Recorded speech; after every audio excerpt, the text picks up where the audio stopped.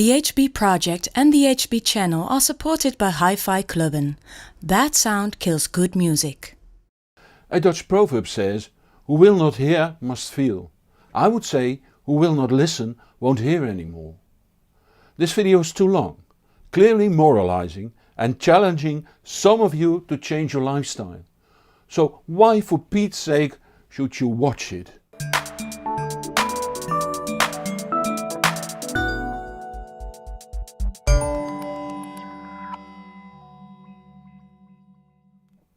There are many kinds of hearing damage, and they can occur due to medical conditions, as a result of your DNA or other reasons that you can't influence. That is not the kind of hearing damage I want to talk about here. There are also forms of hearing damage that you can prevent by applying what I call sound hygiene. There are three forms of hearing damage that occur the most as a result of poor sound hygiene: hearing loss, tinnitus and hyperacusis. Let's look at these three.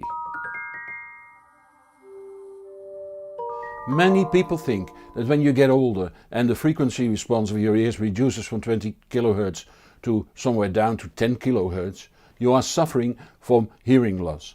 And in a sense you are. I describe this in MQA Part 1, Why 24-bit 192 kHz audio. See the link in the top right corner. But that's not what auditions mean by hearing loss. They mean a drastic reduction of the sensitivity around 4 kHz, as can be seen in this audiogram. Around 0 dB you find the sensitivities of both ears of a person without hearing loss plotted against frequency. The lower two traces are those of a person with severe hearing loss. As can be seen, the sensitivity in this case is 55 dB down from normal. The real disaster is that in the 4K region are those components of speech that provide intelligibility. In other words, that person will not be able to understand speech in other than ideal conditions. If there is a radio or TV playing in the background, or a water tap is running into a sink, this person might not be able to understand what you say, even if you speak loud. People that suffer from hearing loss easily get socially isolated, since they hate going to social events, for that is where they are confronted with their hearing problem the most. A hearing aid can help under ideal conditions, but never under less than ideal conditions, since they lack the directional information a healthy ear has as a result of the reflections on the outer ear. Getting deaf is a serious matter. I've seen people getting isolated, withdrawn and lonely through it. That's sad in all cases, but it's even sadder when it's the result of poor sound hygiene and thus could have been prevented. Still, you're relatively lucky when you just turn deaf. You could also get tinnitus. The word tinnitus comes from the Latin word tinere, which means to ring. When you suffer from tinnitus, you hear a phantom sound by the absence of real sound.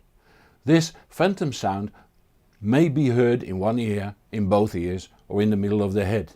It might also be difficult to pinpoint its exact location. The phantom sound may be low, medium or high pitched and be a single sound or two or more components. It may be continuous or it may come and go. That sound might drive you crazy, and people that suffer from tinnitus often sleep with a music player on, playing relaxing sounds like the sound of the sea just above the level of the tinnitus sound. Tinnitus is not considered to be a disease or illness as such, and the cause is not fully understood yet. But if you think you suffer from it, do consult your doctor, since there are ways to help you live a better life. If you don't, it might drive you mad.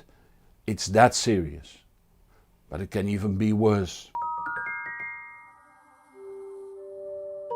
Hyperacusis is a health condition where you have an increased sensitivity to certain frequencies and volume ranges of sound. A person suffering from hyperacusis experiences all sounds around him as if they were at very high level. Even more than tinnitus, this can drive a man to insanity, and there are known cases for people that saw no other way out than suicide. There is no full understanding of what causes it, but it looks like it's a bug of the brain, and experiments are now performed that train the brain to behave more normal, or perhaps less abnormal.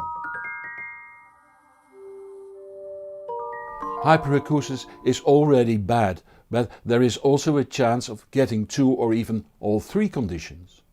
You then can't hear what people say, are always pestered by whistling tones in your head, while at the same time environmental sounds drive you crazy since you hear them at extremely loud levels. Don't think it can't happen to you, and don't think it can't happen with classical music. It is believed that Beethoven suffered from all three. Hearing damage due to overexposure to high sound levels can be caused by every high sound level if the energy is applied over sufficient time. Whether you are exposed to a pile driver or the Firebird by Stravinsky, or even a string quartet, although then you have to be rather close to be exposed to high levels. Everyone understands that rock musicians risk hearing damage, but very little people know that classical musicians also run a high risk of hearing loss. Just as helicopter pilots, piano tuners, printers and everyone that frequently spend time in an environment that has high sound pressure levels. So far for the rescue run. In part 2 of this video I will explain how good sound hygiene can prevent you of being at risk. And on that I will leave you with a very simple but important tip. Never ever stick a cotton swab in your ear. Never ever. The only thing it does is further tamp the earwax, making it harder for the doctor to clean out your ears when they got completely clogged. In part 2 of this video you get more tips and tricks to not only keep your ears healthy, but also use them even better for enjoying music. So all reasons to subscribe to this channel. Follow me at Facebook, Google+, or Twitter. You can also post questions there, but view my questions video first, and please don't ask me personal buying advice. You'll find all the information in the show notes below this video on YouTube. If you like this video, please give it a thumbs up and tell your friends on the web about it. I'm Hans Beekhuizen, thank you for watching, and see you in the next show or on thehbproject.com. And whatever you do, enjoy the music.